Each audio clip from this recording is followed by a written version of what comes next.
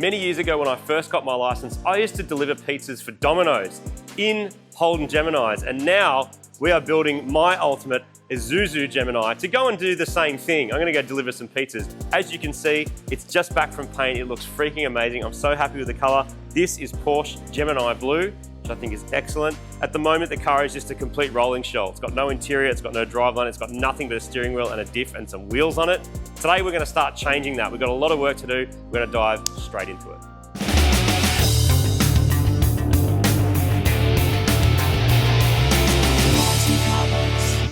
So when I was trying to find parts to rebuild and refresh everything on this Gemini, I was looking around the internet. I came across a mob called Just Geminis from WA, run by a guy called Darren. And he does all these kits. So you get all the parts, the ball joints, the rubbers, the Whiteline stuff, mad. Steering, coupling, all this kind of stuff as well in a kit. And it came with a note. I'm gonna read it to you. To Marty Carmods, hi guys, great to hear from you, Marty. I'm a long time follower from the beginning of YouTube when you first started. I used to leave comments about buying a Gemini in every video. Thank you. I knew it was just a matter of time you go back to your roots. As I say, you never forget.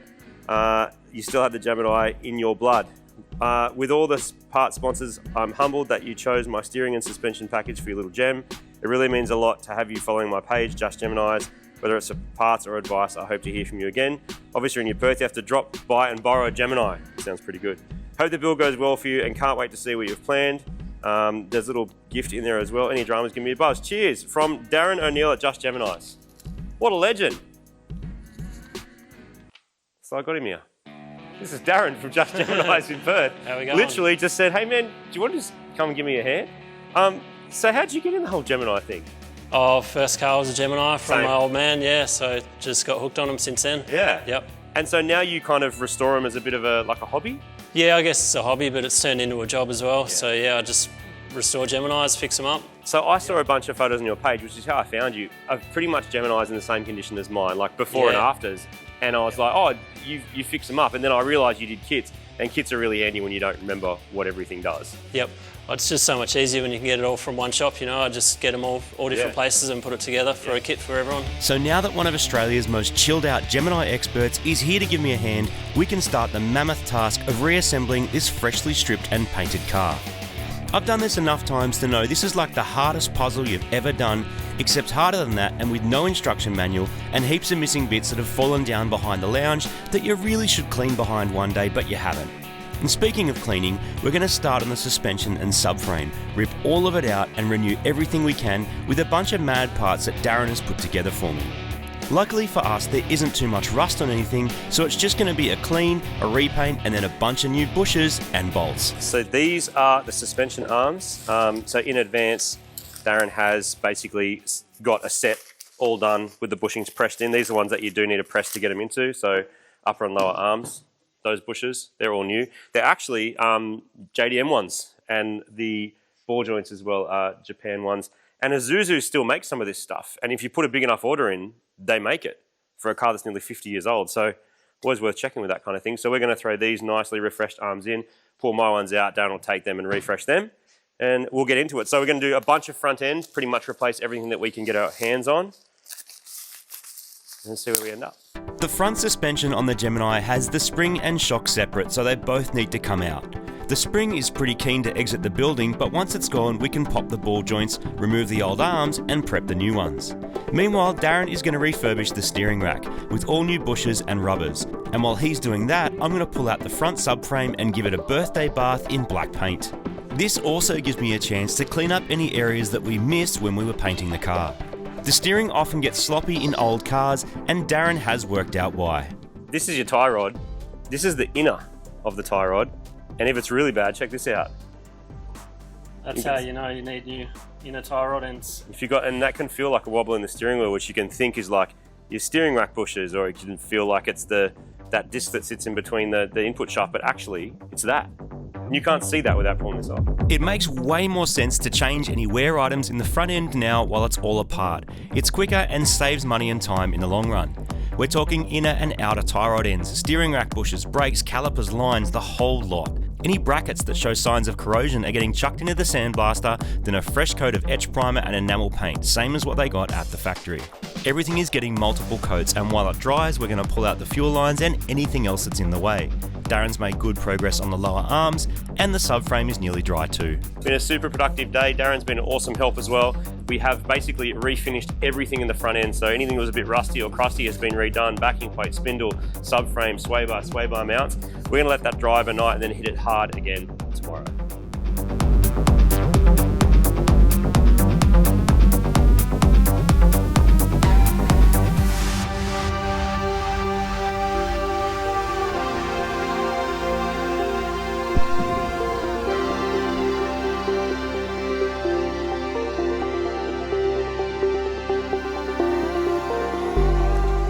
Subframe is in, and that means we can start doing suspension again, hey? Yep, we can chuck all the arms back in. So springs in. So far it's somewhat of a rattle can rebuild. Oh, there's nothing wrong with that. It just gets it done. I mean, back in the factory, it would have just been all been coated with black paint, hey? Yeah, they just used chassis black, like they assembled it first and then just chassis blacked over everything. Including bushes? Yep, straight over all the rubber bushes, yep. You can see it in the brochures, all the bushes are painted. No way. And you reckon the welding's better on this or not? Yeah, it looks better. It does look better on the Jap ones than the Aussie ones. No way. Yep. So we've got a bunch of the Recoat arms that Darren brought over from WA with him in his suitcase, and he'll take my ones back and recycle them. But yeah, all new bushes through everything. So this I'm looking forward to this. Let's start. All new genuine bushes. Yep. Isuzu. Let's go. Yep.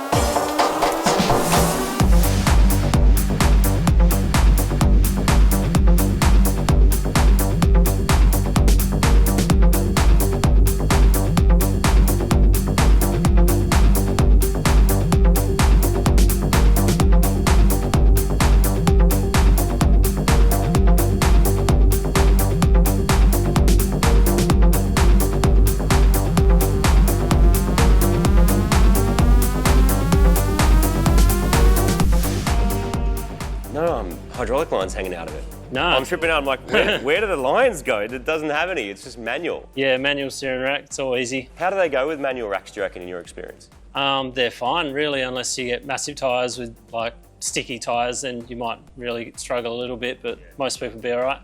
And what about steering wheel size? Does that come into it?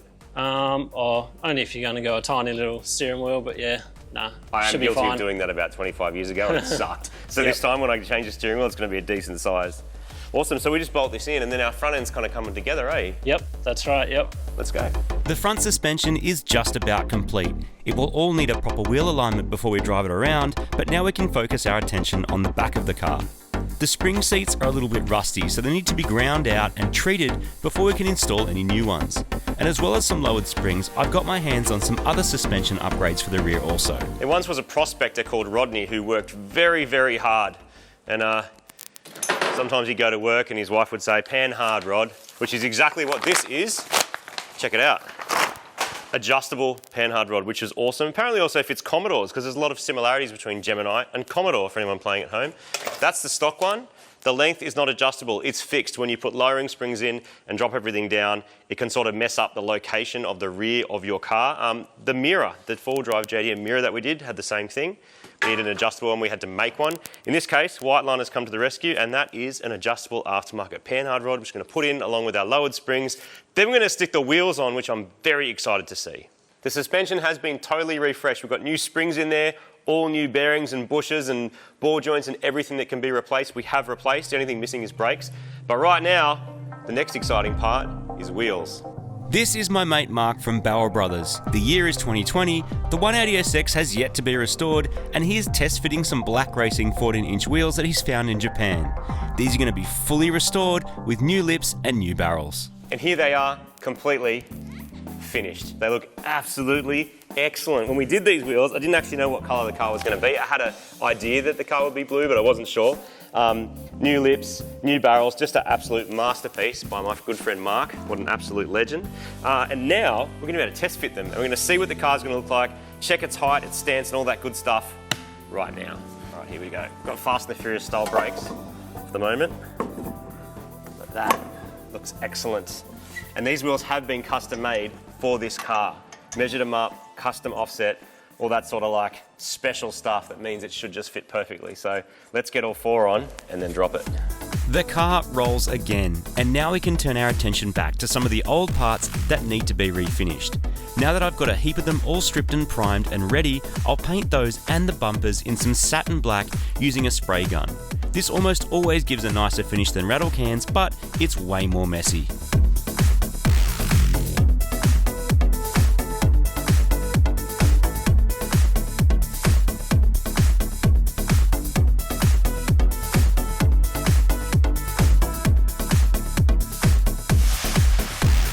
Through the magic of editing, the bumper bars are now dry. I am so stoked with how these turned out. They look great, and they're done here in the shed with a paint gun and some good quality paint. So next we're gonna move on to sound deadening. We're gonna do the whole inside of the car to make it less drummy and sound better on the road. We removed all the factory sound deadening so we could treat rust and repaint the inside of the car. I'm going to reapply some tar-based product to the entire floor and just about any other surface I can get to. This makes the sheet metal less drummy and prone to vibrations. It will cut down road noise, heat, and make the cabin a nicer place to be. The only penalty is weight, but for a street car, I reckon it's totally worth it.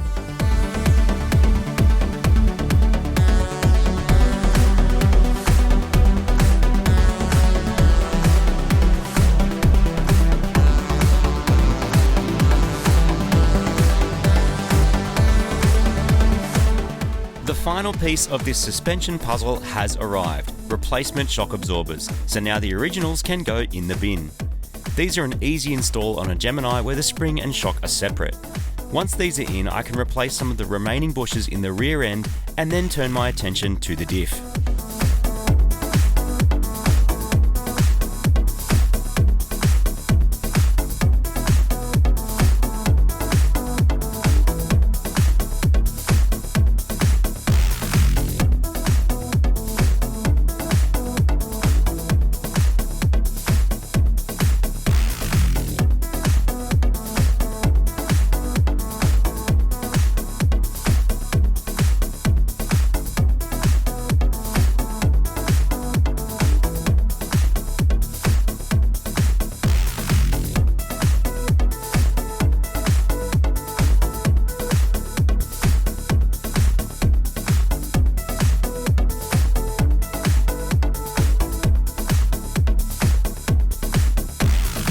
Okay, so things have been progressing really well so far.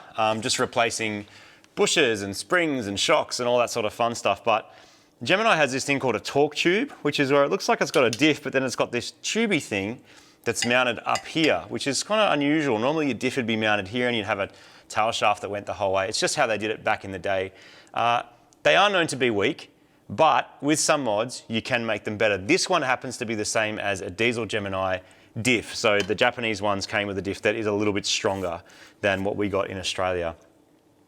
So it should be fine for the power I'm chasing, but we do need to replace some bushes in here, a bearing that's in here, and so the whole thing kind of has to come apart. And I'm out of my comfort zone now because I never had to do this on my old Geminis back in the day, and it's all very old and very hard to get to, so here goes nothing. There's heaps of stories of these torque tubes exploding when you put more than stock power through them. It's an unknown for me, but I do know that by making sure all the bushes and mounts are up to the task of holding it in place, it might survive. If the housings twist and turn beyond what they're designed to do, there's no chance for what's inside them, and it's a guaranteed way to end up with scrap metal. Installing this solid torque tube mount should hold it nice and steady. The JDM Geminis use a slightly more robust design than the Aussie ones, but diesel Geminis, yes that was a thing in the 80s, use this same diff and it's known to be pretty strong. I guess we'll find out soon enough.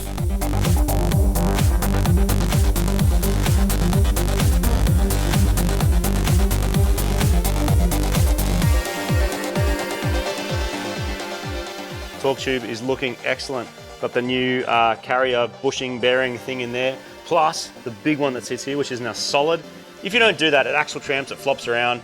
It's just not a nice day. So that can now go back into the Gemini. After a huge couple of days, the suspension and rear diff are sorted. Now it's time to try and find an engine. Absolutely huge progress. Thank you, Darren from Just Geminis, for coming to visit and giving me a hand knowing where all those little bolts and bits and pieces go, refreshing my memory. And the thing is, with old cars, changing the suspension, upgrading the brakes, all that stuff that you don't necessarily see from the outside of the car, that is a game changer because it makes the car not only drive as good as the day it left the production line, even better because it's modern, upgraded, and has 0 Ks on it. So the car is looking excellent. You've seen the paint. You've also seen the wheels. There's a few more things that are coming. Do you know where the wheels look excellent, Martin? The wheels look excellent on the Gemini poster. These are still available, strictly limited time only. Look at that, it's mad. Put an order in, it directly supports the show. We will sign your order and we'll send it to you anywhere in the world. We can't show you what's happening there yet, but what we can say, next episode, we got another special little helper coming down. Bum, bum, bum, bum, bum, bum. And it's all about engines too. So next episode, we're gonna get an engine sorted for this thing. We reveal your engine, Reveal Martin. what it is. Next what's episode. happening, how it's all going to work. SR20, RV, keep VTEC. tuned in and hope you're enjoying the Gemini series. We certainly are, and we'll see you next time.